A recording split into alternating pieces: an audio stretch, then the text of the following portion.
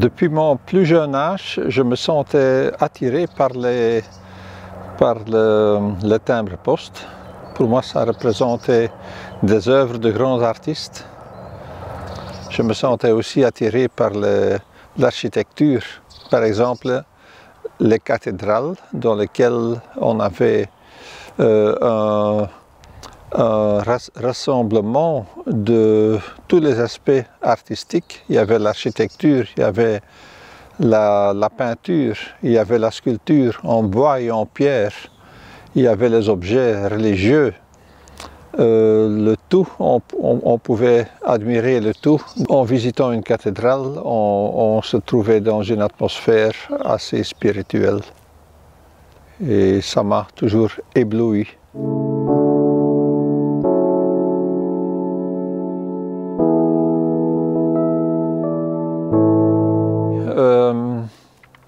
Ça dépend un peu de ce qui se trouve sur la table. En général,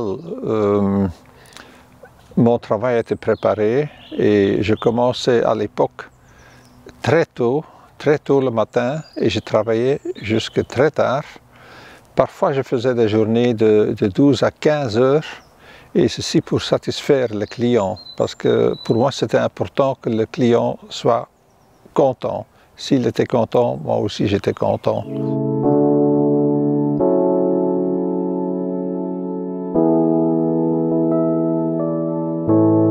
Je pense que je suis un intuitif et un idéaliste et je ressens le besoin de créer quelque chose de beau, de la beauté. Et souvent, ce qui est intuitif, je l'ai déjà pensé. Il ne faut pas qu'il y ait une commande. Je sais que je veux éditer une médaille sur tel ou tel thème et tout est déjà préparé dans ma tête. Hein, par exemple, j'ai fait des médailles sur la paix et tout ça. Je n'ai pas beaucoup réfléchi, c'est venu tout seul. Et parfois, en travaillant, les idées évoluent, mais parfois je les ai comme ça. Je pense que je suis un homme de paix moi-même. J'aime pas qu'on fasse du mal aux innocents. J'ai fait une médaille sur la paix avant qu'il y ait eu le problème syrien. Je l'ai fait au moment où les Américains ont envahi l'Irak pour la deuxième fois. Même la première fois, je me souviens que je suis allé manifester, c'était la première fois dans ma vie que j'ai manifesté. Hein? On a créé presque une troisième guerre mondiale, alors que pour un petit pays comme le Koweït, tandis que l'invasion de la Turquie en Syrie, il n'y a personne qui a bougé, et qui est aussi grave. Hein? Je ne vois pas pourquoi il y avait tout d'un coup les Américains qui voulaient rassembler 50 autres pays pour faire une guerre contre un pays, qui était d'ailleurs un allié à l'Occident. Et on voit maintenant tout ce qui se passe encore maintenant, c'est la suite de tout ce qui a commencé il y a 30 ans. Hein. Pour moi, c'est comme une troisième guerre mondiale.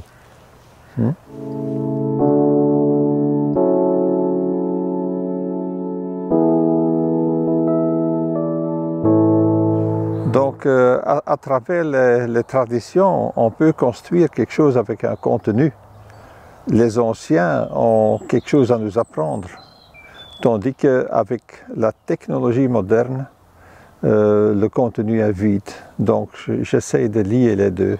Lorsqu'on travaille quelque chose à la main, on ressent l'âme dans l'œuvre, tandis qu'avec la technologie, avec les travaux à l'ordinateur et les imprimantes, c'est pas la même chose.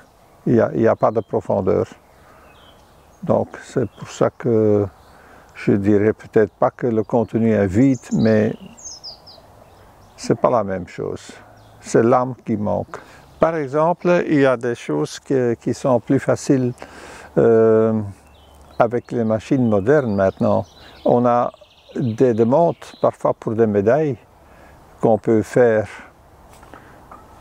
à la main, mais qui sont difficiles à reproduire sur du métal pour des raisons de la grandeur, pour la grandeur du relief, et à ce moment-là, on est obligé de passer à la technologie. Mais c'est deux dimensions différentes. Je crois qu'il est intéressant de connaître la base et l'histoire et bien écouter ce que les anciens ont à nous apprendre. Et on peut ajouter quelque chose des temps modernes et on peut ajouter notre technologie moderne.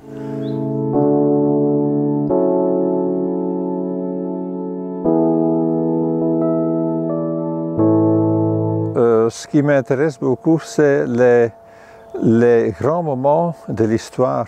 Et ça commence évidemment très tôt, ça commence il y a des milliers d'années. C'est pour cette raison que j'ai édité des médailles avec l'Égypte comme thème principal. Chaque fois qu'il y a une trouvaille en Égypte, j'ai envie d'en faire une médaille. Et j'adore commémorer les grands moments de l'histoire, et surtout de l'histoire de l'art. Mais je suis aussi intéressé dans les grands monuments et même les monuments modernes. J'aimerais bien faire beaucoup de médailles sur les monuments modernes qu'on construit maintenant. Mais évidemment, il y en a trop. Ce serait difficile de faire un choix. Mais c'est l'Égypte qui m'intrigue avant tout. Oui. Donc, lorsqu'ils ont trouvé les trésors engloutis, j'ai tout de suite fait une médaille, tout de suite. Elle était prête au même moment qu'ils ont fait l'exposition en Europe.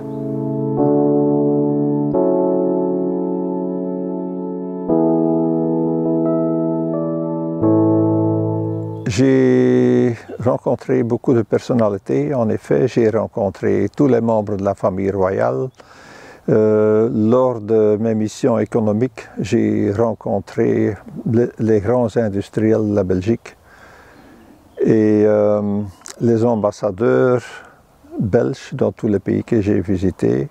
Avec certains, j'ai même eu un contact très amical et on a développé des programmes dans ces pays et des expositions, notamment aux îles d'Hawaï pour la commémoration du Père Damien, mais aussi dans le cadre de la découverte de l'Amérique, on a organisé ensemble des expositions aux États-Unis et aux Bahamas. À part ça, j'ai rencontré beaucoup de gens qui ont obtenu le Grand Prix Interbrew-Bailly-Latour. C'est des gens qui ont fait beaucoup de recherches pour la santé, des gens qui ont sauvé beaucoup de vies à travers leurs recherches. Et tout ça, c'est resté, et j'ai beaucoup d'estime pour tous ces personnages. Il y a aussi l'exemple d'un voyage que j'ai fait en Afrique du Sud. J'avais emporté ma médaille que j'ai faite sur Mandela, dans l'espoir pour pouvoir lui remettre personnellement. Malheureusement, cette rencontre n'a pas eu lieu, mais à part ça, j'ai rencontré Lech Walesa, j'ai rencontré Jeanne de Vos, et c'est tous des gens qui ont travaillé toute leur vie pour la paix. Et notamment, comme j'étais le médailleur du cardinal Daniels, il m'a mis en contact et j'ai dû faire la médaille aussi pour le cardinal Sunens. C'est des genres de rencontres qu'on n'oublie jamais.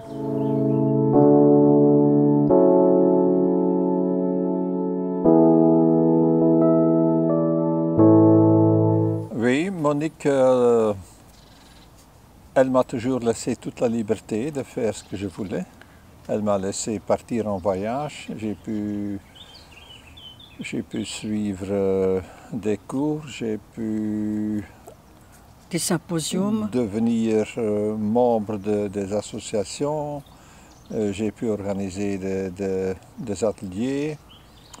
Et surtout, j'ai pu faire des voyages. Chaque fois que je voulais partir en voyage, elle m'a laissé partir, elle m'a appuyé. Et je peux m'imaginer que c'était pas toujours facile pour elle parce que parfois j'étais parti pendant 2-3 semaines sans donner des nouvelles parce qu'au début il n'y avait encore pas de GSM. Je dois reconnaître que j'ai eu une magnifique vie avec Paul, une vie pleine de surprises, très enrichissante. Ma vie a été bien remplie, je suis reconnaissante pour cela. Et bon, j'ai appris à connaître beaucoup de monde. Je suis entrée en contact avec toutes sortes de cultures. Et grâce à lui, j'ai pu tout de même réaliser des rêves, comme celui de la musique. Oui, parce que souvent aussi on a combiné les deux. Par exemple, lors des expositions que j'ai eues, j'ai chaque fois demandé à Monique de jouer. Et tu organisais des concerts aussi pour moi. Oui, oui. Comme je suis moi-même aussi dans la musique, on s'est connus à travers la musique, donc c'est quelque chose de très important. Oui. Et le côté fascinant du voyage, c'est qu'on a appris à connaître des gens de cultures, de différentes, des gens de couleurs. Et on est entré en relation avec des gens extraordinaires qui sont devenus comme des frères. Et ces personnes-là nous ont ouvert leur cœur, leur logis pour nous. Et à notre tour, nous avons reçu aussi chez nous. Oui, oui, oui. Dès qu'il y a quelqu'un qui vient, Monique, elle prépare une pizza. Hein. Ou Lélie.